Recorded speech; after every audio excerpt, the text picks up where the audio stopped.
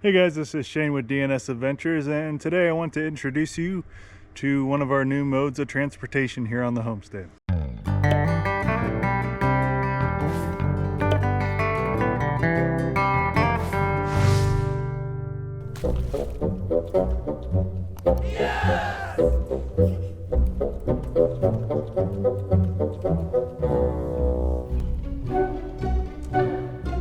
So this is a 2022 Royal Enfield Himalayan.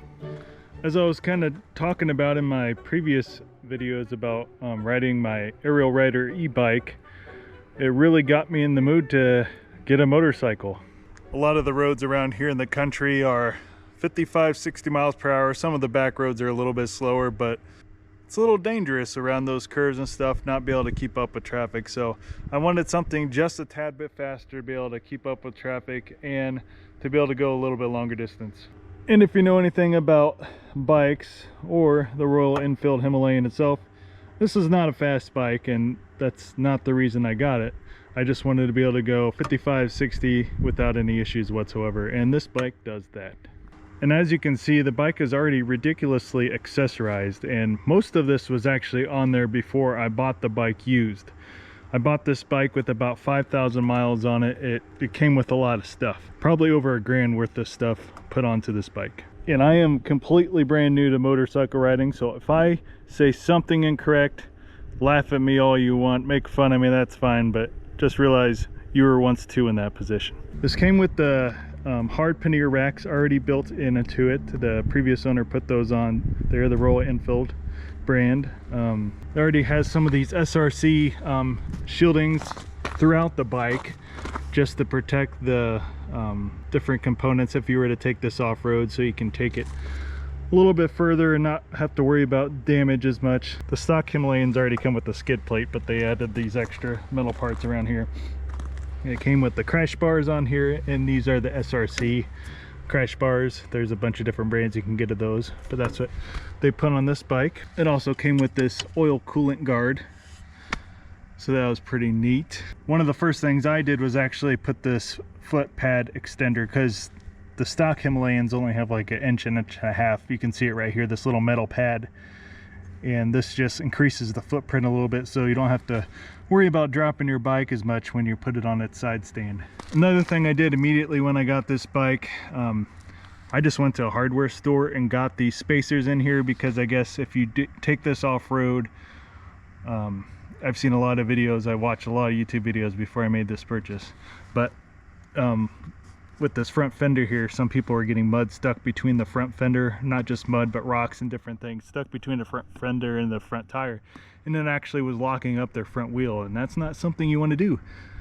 because you will wreck if that happens to your bike. So I went ahead and put those spacers in there. I think it's 3/4 inch spacers, so that should make it a little bit more off-road worthy, although I will probably be seeing limited off-road with this. We'll see in the years to come. The bike also came with this guard for the headlight. I think it still has the stock bulb in here, which is very weak, so I'll probably end up replacing that with an LED bulb instead. Something with a little bit more brightness so I can see where I'm going, although I don't really plan on driving this that much at nighttime anyway. One of the big things you might notice is this huge windshield on here, and at first I thought it kind of looked ridiculous, and I still kind of think it looks ridiculous, but it definitely does block a lot more of the wind than I think the stock would. I wouldn't know because I never had the stock, but when I'm riding, the wind's basically hitting the top of my helmet, like barely the helmet at all, so it really does do its job. I can't tell you what brand that is because it doesn't say on it, but one modification I had to do, I had to cut off a piece of this plastic here, because as you turn the handlebars, you can see on this side it still touches it, but there is still like another inch or two, so I was only getting the handlebars to about here, and the previous owner was okay with that, but I wanted to add as much range as I could along here. And that brings me to one of the other upgrades he put on there. He put the Bark Buster hand guards on here to protect your hands in case you crash, or also just to keep the wind off your hand as you're going down the road. He put this ram mount up here just to be able to stick a GoPro or something on the front. I thought that was kind of handy since I have a YouTube channel. I didn't even notice this until after I bought the bike actually, so that was just one of those added bonuses.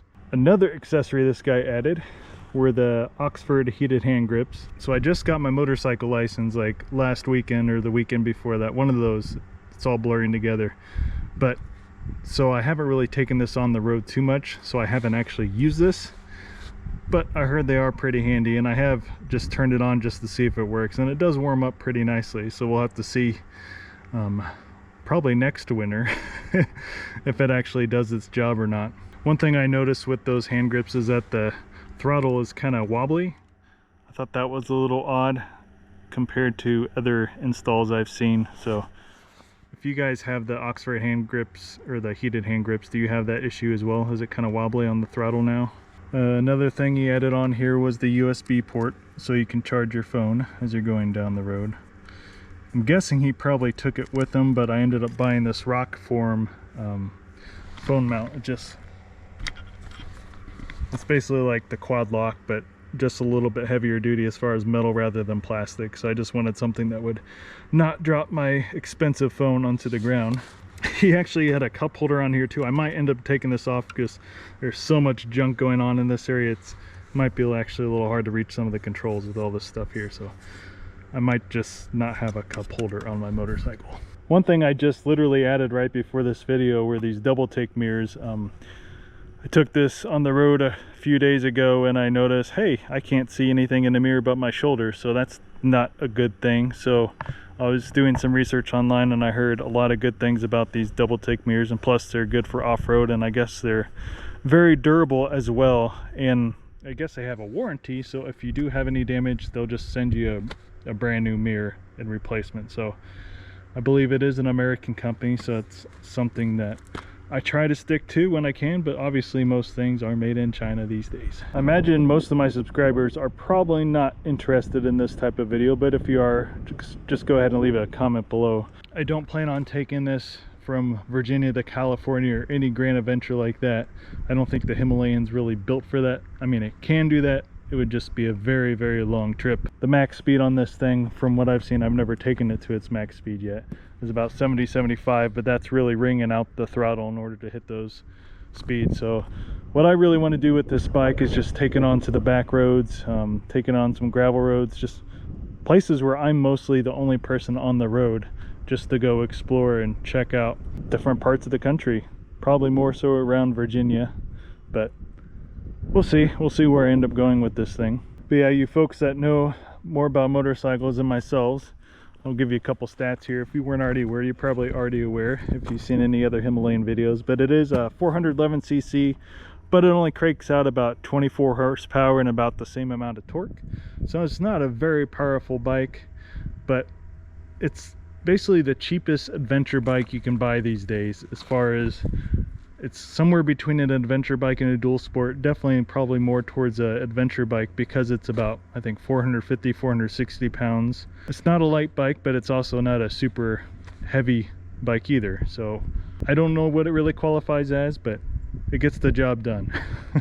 In case you don't really know much about it, this bike, brand new, is about, well, I think they have 2023s coming up, but the 2022s, when they were brand new, it was just over $5,000 for a brand new bike, which is almost unheard of in the adventure bike segment. So it does have some cheaper parts on it.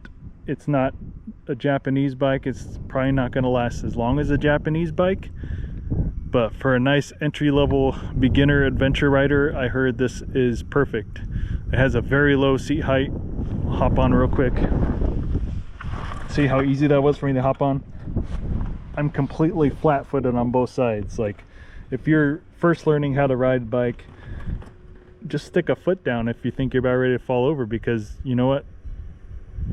You can reach the ground. I know a lot of shorter people actually gravitate to the Himalayan for that feature, just to be able to reach the ground, because a lot of those dual sport and adventure bikes have you much higher up off the ground than something of this stature. It doesn't have as much ground clearance. I think it has just over 8 inches of ground clearance, but I mean, that's still pretty good, right?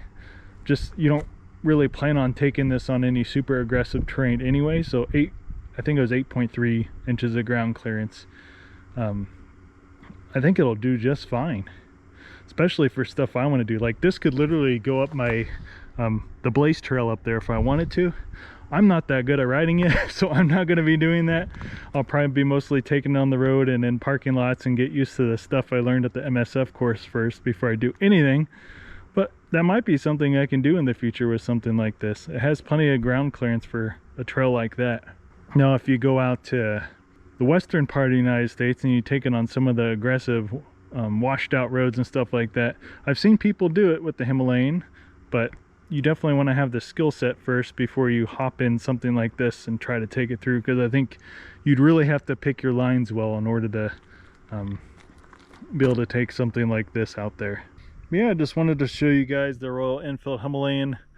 Again, I am brand new at this, so I don't know a whole heck of a lot yet, but over the next year or two I'll start learning more and more about the bike and getting better at riding, and hopefully I'll be able to share some of my adventures with you. So far I don't have a chin mount or anything for a GoPro attachment, so that it might be a little while before I feel comfortable vlogging and riding a bike at the same time at that sort of speed. I want to get used to the bike and become a better rider before I get too carried away. Yeah, let me know what you guys think. Is motorcycle content something you'd be interested in? If not, just let me know it's not, and maybe I'll just start a new channel for motorcycle content exclusively. I know I kind of bounce all over the place with tractor, chainsaw, hiking, dog videos. I'm all over the place on this channel, so if it's hard for you guys to focus, or if it's just too many different hobbies for one channel, let me know in the comments below and I'll change it up a bit, because I know it's probably about time that I change things up a bit. Anyways, thanks for watching, and as always, adventure on.